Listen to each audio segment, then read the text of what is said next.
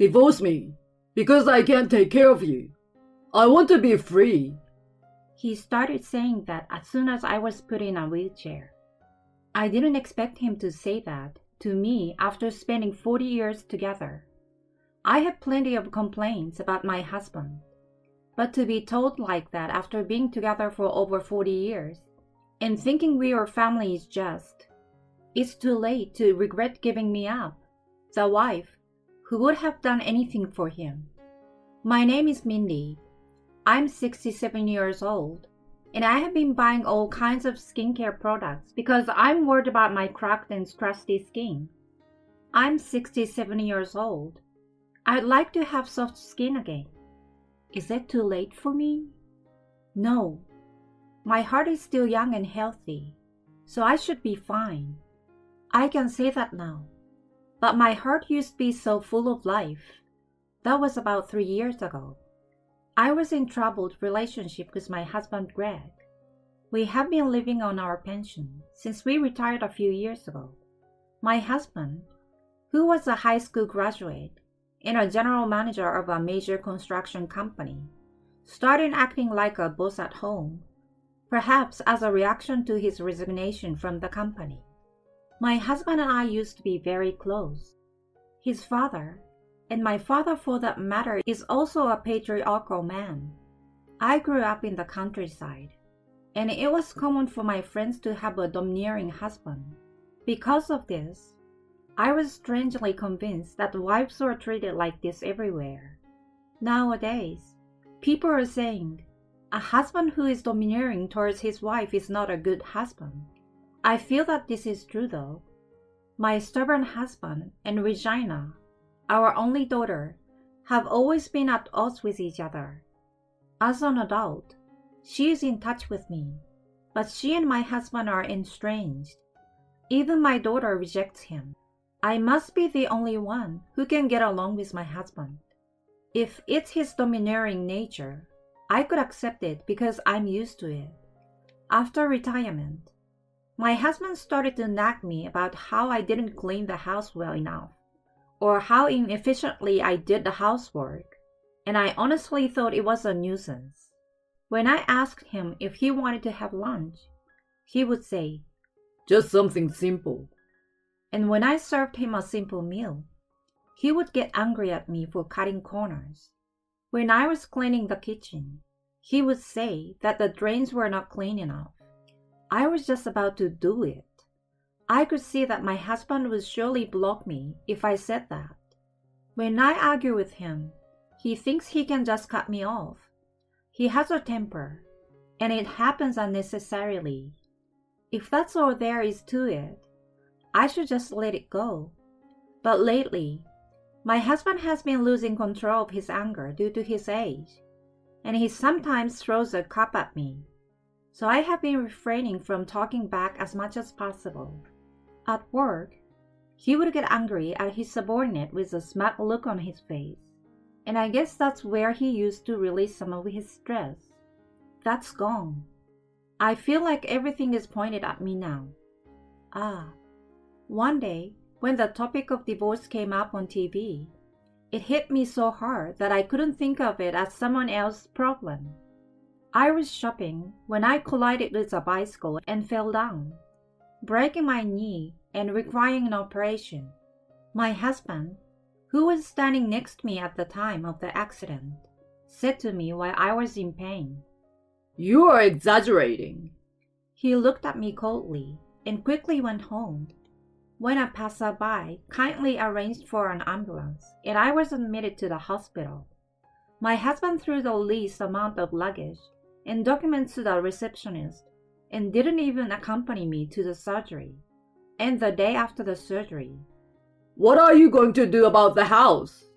When my husband finally came to visit me and asked me that, I couldn't help but think, Huh? What? I asked back, what was this crazy husband talking about? I'm talking about the house. I had no choice and did it. But what are you going to do from now? My leg feels like it's going to hurt. Can you just do it yourself until I can feel my feet again? I was frustrated by the stress of being in a hospital, and I told my husband what I really thought. Naturally, my husband was furious. He started to make a big fuss in the hospital room with his own thinking that his wife was lazy and not prepared enough to take care of the house. The nurses immediately rushed to the room and picked up my husband. But needless to say, the other patient looked at him scornfully. It's hard to have a husband with a temper. I have one too. My friends were living in other places, so I had no one to talk to about my relationship with my husband. The hospitalization was a disaster, but it was great to have someone to talk to about family problems and learn about other families. It also allowed me to be objective about what a crazy person my husband really was. I was in the hospital for about 3 months and did rehabilitation every day, but I didn't recover as well as I would have liked, so I became wheelchair bound. Thanks to the fact that I spent a lot of time in the hospital talking about my husband's complaints with others, I felt mentally refreshed, as if a burden had been lifted off my shoulders compared to before I was hospitalized. My husband's visits to the hospital were restricted due to the coronavirus, and I have not seen him at all since he made a fuss in the hospital room.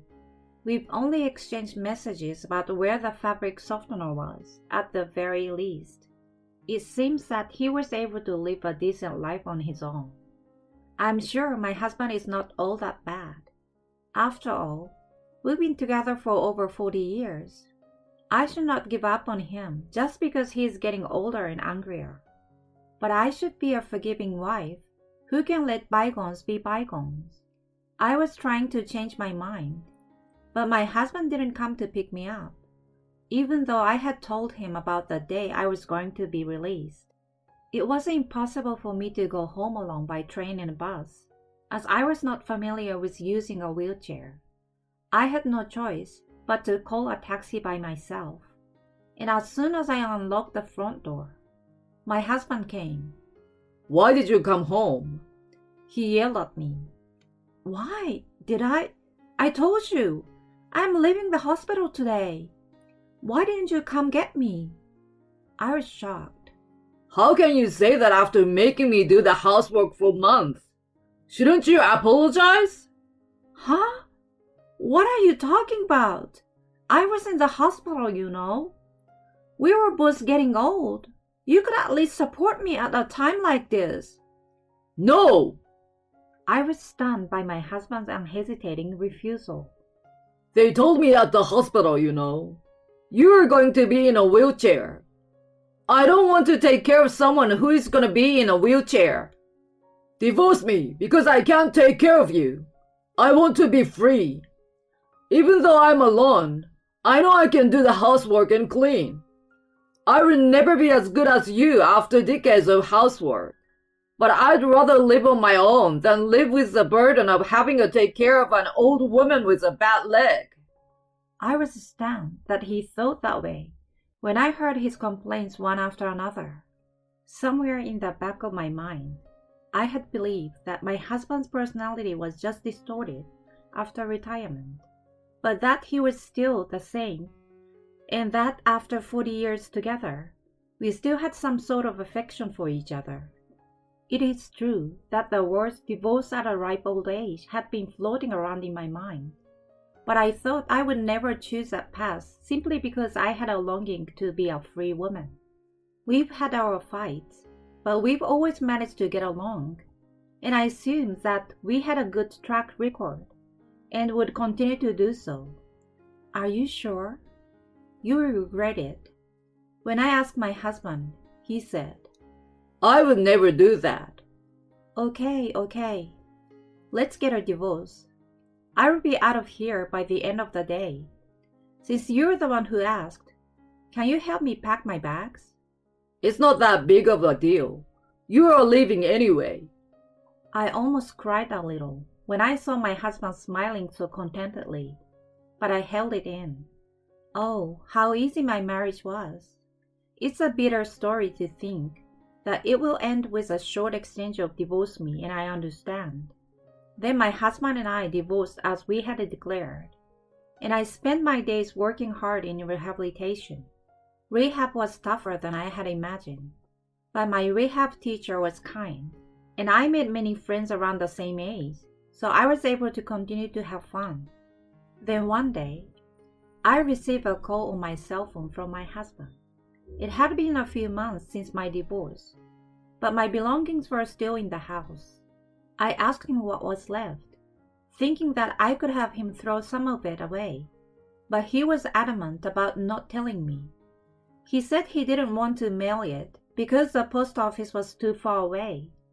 I was afraid to go to his house because I thought it would be too much trouble. So I set a meeting place at a busy park near his house. On the day of the meeting, my husband was waiting for me at the park in his wheelchair. His hair sticky and his clothes shabby. What happened? He didn't answer my question, and he looked at me again. Why aren't you in a wheelchair? He asked. It was just a broken bone. It was a slow recovery, and now, as you can see, I can walk around with a cane. Didn't they explain that to you at the hospital when I came in? No, You didn't hear about my surgery because you weren't interested, right? That's right. Huh, you're the worst. So, you look... What's wrong with you? I'm asking you out of shame.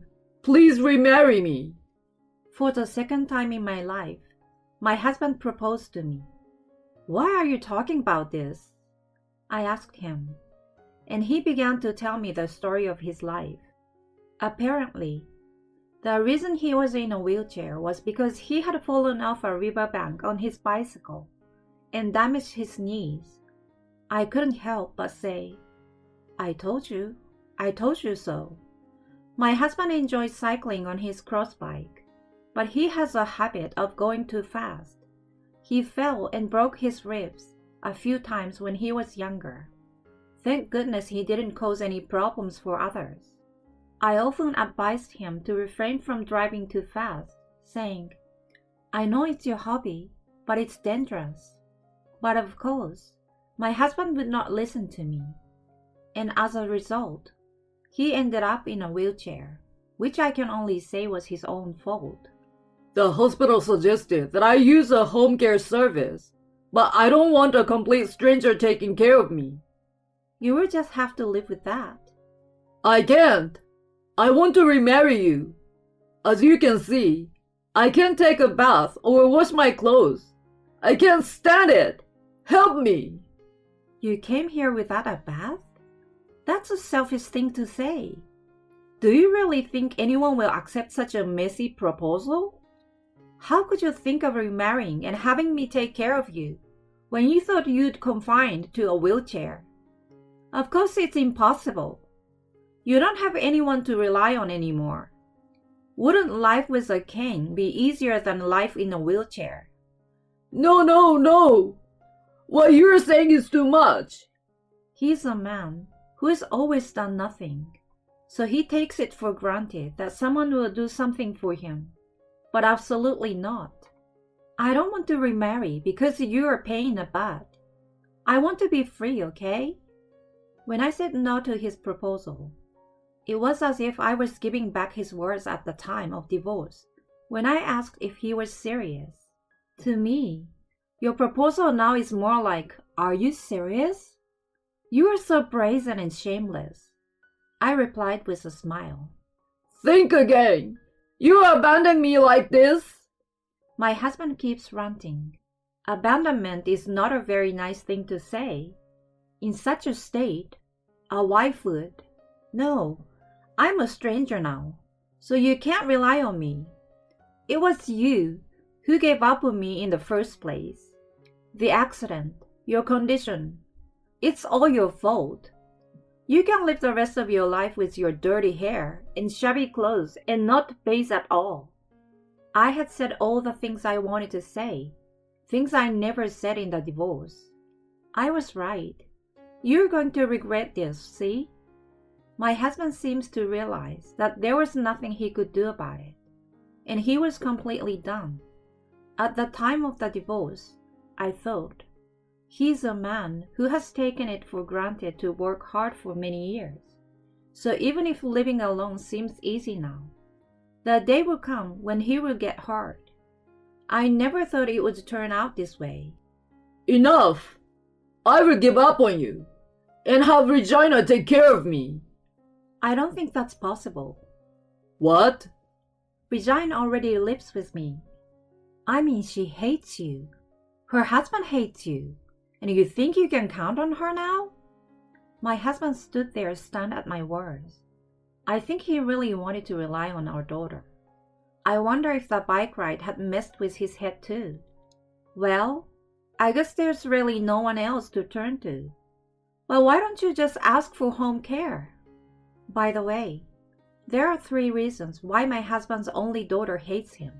The first is that he was too much of a domineering husband. Not only me, but he even tried to make my daughter buy alcohol for him while we were eating. I'm not your slave! She hated him. Secondly, he often introduced his subordinates to my daughter, hoping that he could get one of his own men to marry her. Of course I stopped him, but he often brought his subordinate to our house for dinner, saying that he did not intend to introduce them, and my daughter could not stand the atmosphere of what seems to be a blind date and became angry.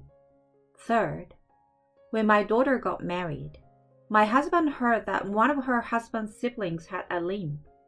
You want my daughter to take care of him? He vehemently opposed their marriage. Regina's husband declared that he had no such plans and would not let her do that, but my husband did not believe him. He originally wanted to marry his daughter off to a good man. I understand his concern for his daughter, but it would have been better if he had only opposed the marriage out of concern for his daughter. But instead, he spoke out of turn, questioning her brother-in-law's morals without even knowing him well enough. If I were to reproduce those words here, I would be flamed at once.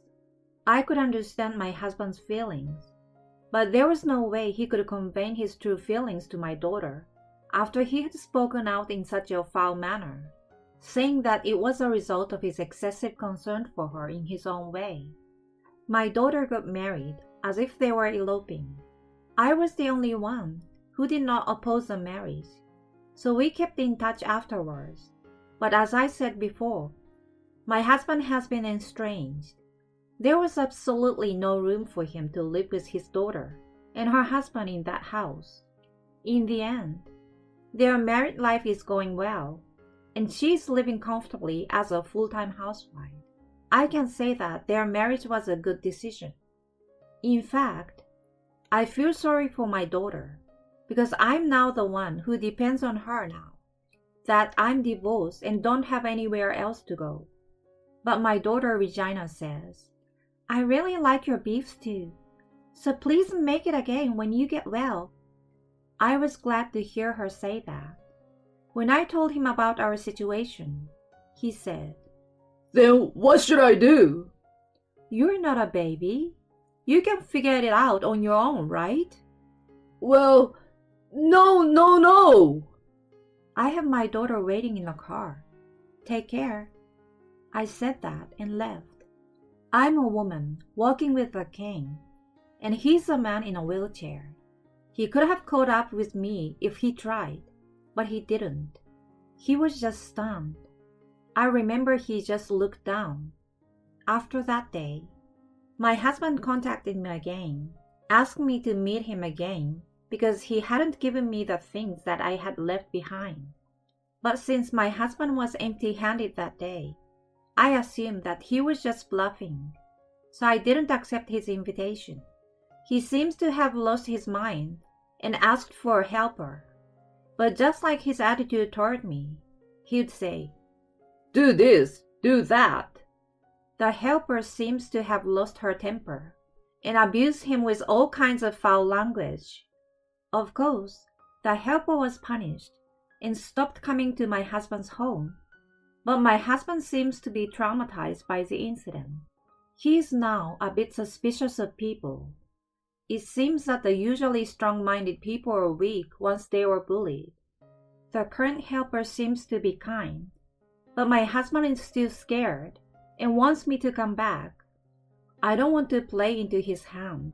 On the other hand, my legs are much better, and I can go for a walk easily, though not as smoothly as I could before the injury. I go for a walk with my daughter and grandchildren when it's a sunny day, because I hear that if I don't walk, the condition of my leg will get worse. Sometimes, my daughter Regina drives us to a nearby field, where there is a little slope, and we often have a picnic together. I had planned to leave this house when I could walk, but Regina told me that the children are attached to me, and if I did not mind, I could stay here with them. So I decided to stay. Unlike my husband, her husband takes care of himself and helps my daughter with the housework. She is a really good girl and takes the initiative in supporting me. I am happy to have such a wonderful family after my divorce from my husband. Thank you, dear. Suck it up.